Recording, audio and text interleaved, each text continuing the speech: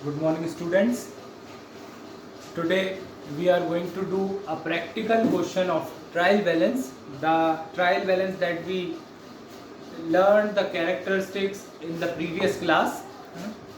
कि trial balance की सिर्फ कैरेक्टरिस्टिक्स बताई थी कि भाई अरिथमेटिक एक्यूरेसी चेक करने के लिए बनाया जाता है। ट्रायल बैलेंस जो है एक स्टेटमेंट होता है, ट्रायल बैलेंस एक स्पेसिफिक डेट पे बनाया जाता है। ये सारी कैरेक्टरिस्टिक्स। उसके बाद मैंने आपको कुछ मेथड से भी इंट्रोड्यूस करवाया था कि ट्रायल बैलेंस आप अलग अलग मेथड से बना सकते हैं, जिसमें एक टोटल बैलेंस होता है जिसमें आप दोनों चीज़ों का टोटल करते हैं। टोटल मेथड की ये खासियत है, उसमें सारी चीज़ें लिखी जाती हैं even if the account tallies, मतलब उसके दोनों बैलेंस सेम आए। और एक मेथड बताया था कि बैलेंस मेथड होता है, और दो और बताए थे ना, टोटल और बैलेंस मेथड एक साथ भी बताया था कि आप टोटल मेथड को भी करो और बैलेंस मेथड को भी करो। तो अपन जो क्वेश्चन करने वाले हैं मैंने वही वाला चूज किया जिसमें टोटल और बैलेंस मेथड दोनों एक साथ हों। रीजन इज आपको एक ही बार में दोनों मेथड मालूम चल जाएंगे। अगर एग्जाम में बैलेंस मेथड आए तो सिर्फ बैलेंस वाला पोर्शन करके आइएगा, अगर एग्जाम में टोटल मेथड आए तो सिर्फ टोटल वाला पोर्शन करके आइएगा। अपन दोनों पोर्शन कवर करेंगे, ठीक है। तो आपकी बुक का आप पेज नंबर निकाल लीजिए। अगर आपके पास बुक है तो ठीक है, और बुक नहीं है तो मैं स्क्रीन पे वो क्वेश्चन जो है इमेज के फॉर्म में शो कर दूंगा, है ना। तो इमेज के फॉर्म में जो क्वेश्चन शो हो रहा है स्क्रीन पे, या आपकी बुक का पेज नंबर 288 पे दिया हुआ है, from the following totals prepare trial balance by total method and balance method. तो दोनों यूज करना है, ठीक है। तो बोर्ड पे आप देख सकते हैं उसका फॉर्मेट बना हुआ है कि कैसे टोटल और बैलेंस मेथड दोनों का एक ही में अपन को वर्क करना है। मैंने टॉप पे लिखा ट्रायल बैलेंस, डेट इसलिए नहीं डाली क्योंकि क्वेश्चन में नहीं दी थी, अगर क्वेश्चन में दी होती तो उसके नीचे में डेट डालता। फिर मैंने लिखा बाय टोटल मेथड और by balance method, debit credit, ठीक है। डिफरेंट कलर्स में आपको अलग ही विजिबल होगा। फिर मैंने ये सारे नाम लिख लिए, ये आपको अपने तरफ से सोच के नहीं लिखना है, ये क्वेश्चन में दिए हुए हैं, ठीक है। Cash, capital, purchases, sales return, ठीक है, ये सारे।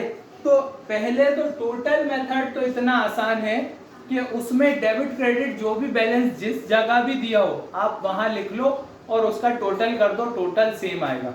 जैसे कि मैंने क्वेश्चन में देखा कि कैश अकाउंट, जो आपका कैश है उसके नाम सामने दिया हुआ है 9350 डेबिट में, 3920 क्रेडिट में। तो ये मैंने टोटल मेथड में 9350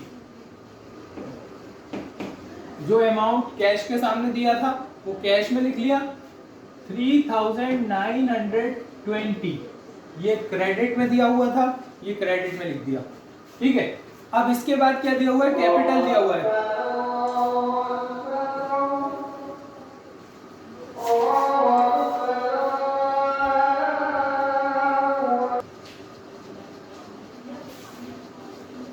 तो हमने जो है रिकॉर्ड कर दिया कैश को। अब टोटल मेथड से हम पहले पूरा क्वेश्चन सॉल्व कर देते हैं, उसके बाद बैलेंस मेथड से पूरा क्वेश्चन सॉल्व कर देंगे, ठीक है। तो अपन ने कैश देखा कि कैश क्वेश्चन में दोनों साइड दिया हुआ था, तो दोनों साइड रिकॉर्ड कर दिया। कैपिटल जो है वो एक ही साइड पे दी हुई है, क्रेडिट साइड पे, तो सिर्फ क्रेडिट साइड पे रिकॉर्ड कर दो आप। आपने कैपिटल का 8000 अमाउंट क्रेडिट साइड पे रिकॉर्ड कर दिया, ठीक है। नेक्स्ट दिया हुआ है परचेजेस 4000 डेबिट साइड में, तो आपने परचेजेस के सामने 4000 डेबिट साइड में रिकॉर्ड कर दिया। फिर सेल्स दिया हुआ है 1300 क्रेडिट साइड में, तो सेल्स के सामने 1300।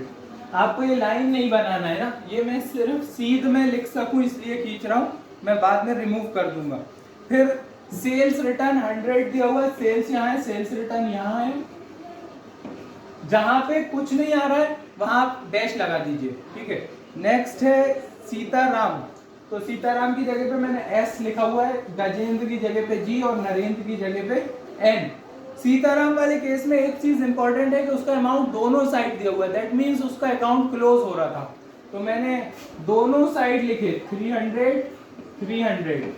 रीजन इज टोटल मेथड में सब चीज रिकॉर्ड होती है, whether the account is closed, है ना, even if the account is closed. फिर गजेंद्र के जो है वो 1000 रुपीज क्रेडिट में आएंगे और नरेंद्र के 100 रुपीज डेबिट में, ठीक है। नेक्स्ट है राम्स लोन 500 डेबिट साइड में, राम्स लोन 500 डेबिट साइड में, क्रेडिट में डैश। बैंक अकाउंट में डबल अमाउंट शो हो रहा है, डेबिट अमाउंट भी शो हो रहा है, क्रेडिट अमाउंट भी शो हो रहा है। डेबिट में 200 रुपीज शो हो रहा है, क्रेडिट में 150, तो वही लिख देंगे।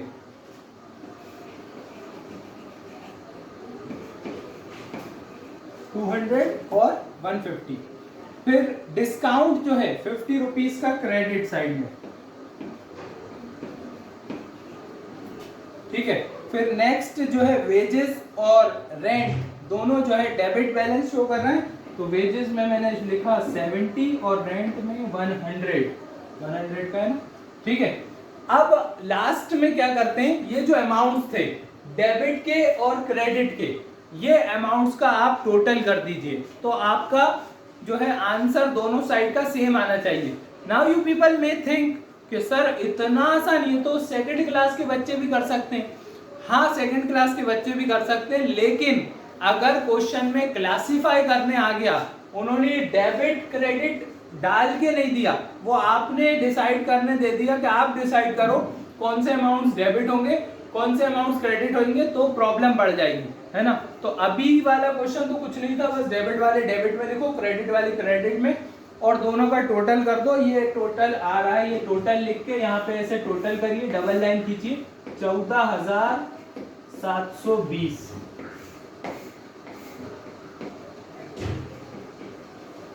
ठीक है।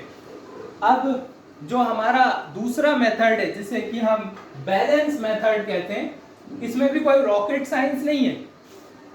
छोटी क्लासेस में आपने माइनस करना सीखा था, बस वो माइनस करते हुए चलना है और बैलेंस मेथड से भी क्वेश्चन हो जाएगा। क्या करना है, डेबिट और क्रेडिट बैलेंस को माइनस करना है, और जैसा अपन प्लस माइनस माइनस बोलते थे लेकिन साइन बड़े का आता था, ये बोलते थे ना प्लस माइनस माइनस होता है मगर साइन बड़े का आता है, या प्लस प्लस प्लस कर रहे हैं लेकिन साइन बड़े का आएगा, तो साइन बड़े का आता है तो इसमें बड़ा जो नंबर होगा उस साइड पे लिखा जाएगा। जैसे मैंने कहा डेबिट बैलेंस 9000 के आसपास है और क्रेडिट बैलेंस 3000 4000 के आसपास है, तो ये 9000 वाला बड़ा है, तो मैं डेबिट साइड पे रिकॉर्ड करूंगा माइनस करा हुआ आंसर। तो मैंने 9350 में से 3920 माइनस करे तो 5430 मेरा जो आंसर आ रहा है 5430, ये मैंने डेबिट साइड में लिखे क्योंकि हमारा डेबिट वाला बैलेंस बड़ा था, तो जो बैलेंस बड़ा होता है आंसर उसी साइड पे लिखते हैं, ठीक है। नेक्स्ट जो सेकंड वाला है उसमें तो सर दो अमाउंट दिए ही नहीं है, फिर क्या करेंगे, उसमें यहाँ पे कुछ नहीं है, मतलब 8000 में से कुछ माइनस नहीं करा तो 8000 ही बचे, तो अब ये अमाउंट बड़ा है इससे तो इसी साइड पे लिख देंगे, ठीक है। नेक्स्ट है आपका परचेजेस, परचेजेस में भी वही, इस साइड पे कुछ नहीं है तो यही वाला साइड बड़ा मान के अपन यहाँ अमाउंट लिख देंगे, इस साइड डैश लगा देंगे। इसमें भी सेम यही केस 1300 एक ही साइड पे, तो अगर नंबर एक ही साइड पे है तो आपको कुछ बैलेंस करना ही नहीं है, वो ऑलरेडी बैलेंस भी है, ठीक है, माइनस नहीं करना। लेकिन अगर दोनों साइड पे है तो फिर माइनस करेंगे, ठीक है। नेक्स्ट है सेल्स रिटर्न, तो फटाफट लिखते जाइए बस, अब वही जिस साइड पे नंबर है वही आंसर आएगा।